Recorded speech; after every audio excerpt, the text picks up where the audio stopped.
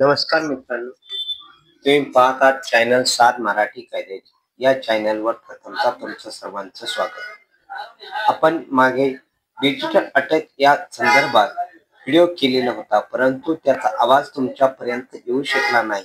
त्यामुळे मी हा पुन्हा व्हिडिओ करत आहे.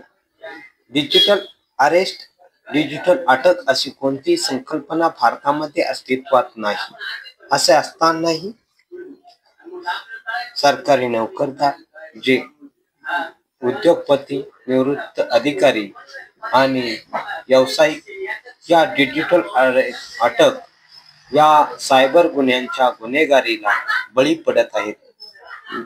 असं ही गोष्ट सर्व लोकांना माहीत असतानाही लोक डिजिटल अटक या सायबर गुन्हेगारीला कसे फसतायत या संदर्भातच मी तुम्हाला थोडक्यात माहिती सांगणार आहे. सायबर गुन्हेगार या व्यक्तींची पर्सनल माहिती गोळा करून त्यांनी केलेल्या अपराधाविषयी माहिती सांगितली जाते आणि त्यांना विश्वास दिला जातो की तुम्ही अशी माहिती आम्हाला पुरवली नाही, आम्ही सांगेल त्याप्रमाणे वागले नाही तर तुम्हाला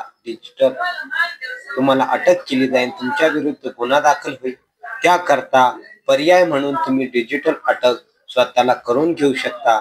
डिजिटल अटक करून घेण्यासाठी तुम्हाला फसवणूक केली जाते आणि डिजिटल अटक केल्यानंतर पोलीस यंत्रणा, न्यायाधीश हे लोक आभासीपणे दाखवले जातात आणि आपली पर्सनल माहिती, bank details, mobile number, OTP घेऊन आपले पैशाची फसवणूक केली जात असते.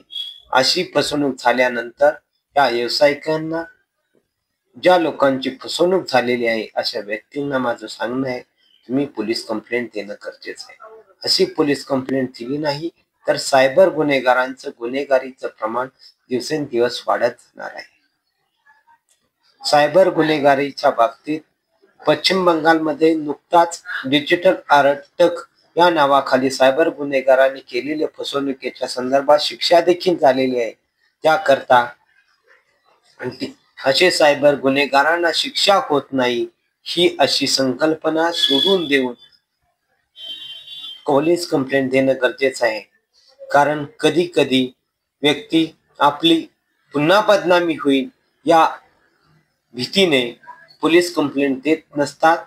परंतु मित्रांनो, अशी पोलीस कंप्लेंट दिली नाही तर सायबर गुन्हेगारांचं असंच प्रमाण वाढत जाईल.